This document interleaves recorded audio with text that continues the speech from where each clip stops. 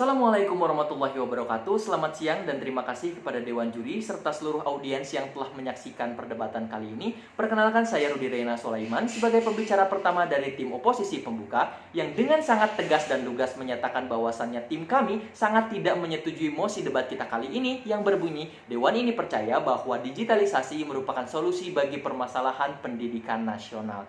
Dan Dewan Juri yang terhormat, konteks mosi debat kita kali ini adalah digitalisasi atau proses perpindahan media konvensional kepada media digital itu akan dijadikan sebagai sebuah solusi dalam mengatasi permasalahan pendidikan nasional. Dan kami sangat tidak menyetujui terhadap hal itu dengan pembangunan argumentasi yang valid dan juga komprehensif yang akan saya sampaikan.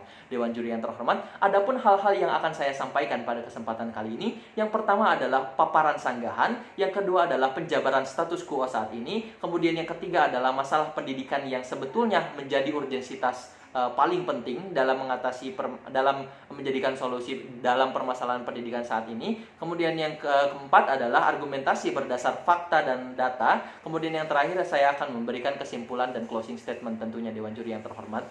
Mari kita beralih kepada sesi sanggahan. Yang pertama, tim pembicara pertama dari tim pemerintah pembuka mengatakan bahwa mereka menginginkan digitalisasi di segala aspek pendidikan. Mari kita cermati kondisi pendidikan nasional kita saat ini, di mana pendidikan nasional saat ini masih berada di tahap pembangunan. Artinya masih banyak hal-hal fundamental yang arahnya secara horizontal yang masih harus kita lakukan sebagai membentuk pondasi pendidikan nasional. Dan dalam hal ini, digitalisasi itu berada di tahap pengembangan. Artinya dengan kata lain, saya mengatakan bahwasannya Indonesia masih belum siap untuk menerapkan digitalisasi sebagai solusi untuk mengatasi permasalahan pendidikan nasional, karena masih banyak pondasi-pondasi hal-hal yang fundamental yang belum diterapkan di Indonesia dalam sistem pendidikannya, dalam konteks dunia pendidikan nasional.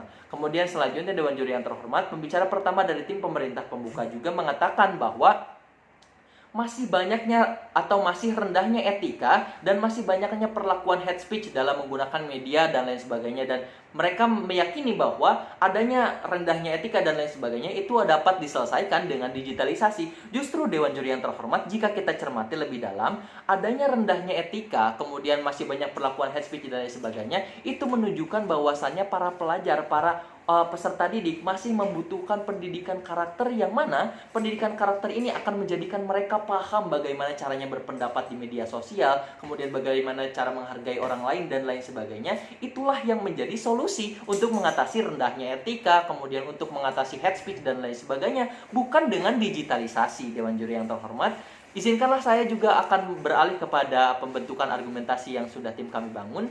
Yang pertama, jelas Dewan Juri yang terhormat, permasalahan pendidikan sebetulnya bukan tentang mengembangkan pendidikan nasional kita, tetapi membentuk hal-hal fundamental seperti halnya yang pertama, pemerataan pendidikan.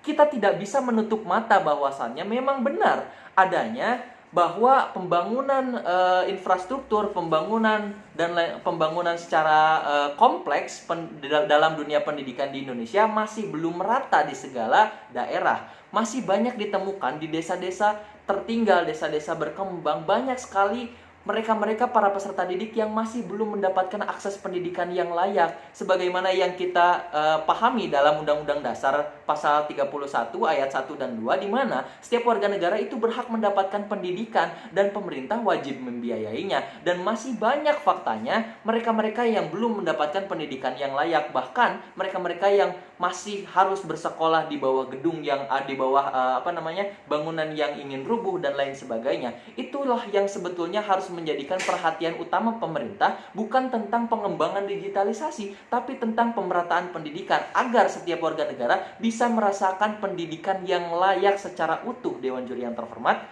Kemudian Dewan Juri yang terhormat, selain itu, survei dari PISA, Program for International Student Assessment, Indonesia berada di peringkat ke-72 dari 77 negara. Pendidikan Indonesia berada di peringkat 72 dari 77 negara, di mana indikator daripada survei ini adalah kompetensi guru dan juga pemerataan pendidikan. Ini jelas terasa dan ini jelas terlihat bahwasannya hal yang harus kita selesaikan bersama-sama terlebih dahulu itu bukan pengembangan dalam konteks digitalisasi, tetapi justru hal-hal yang fundamental seperti hanya pemerataan pendidikan, pemerintah untuk menggelontorkan membangun sekolah-sekolah yang di wilayah-wilayah yang masih belum ada pendidikan yang layak dan lain sebagainya. Kemudian meningkatkan kompetensi guru, di mana hal ini kompetensi guru masih sangat rendah di Indonesia. Artinya, jangankan untuk menerapkan sistem atau digitalisasi di sekolah-sekolah, gurunya pun, orang yang akan mengajarkan mereka digitalisasi, orang yang akan menuntun mereka ke arah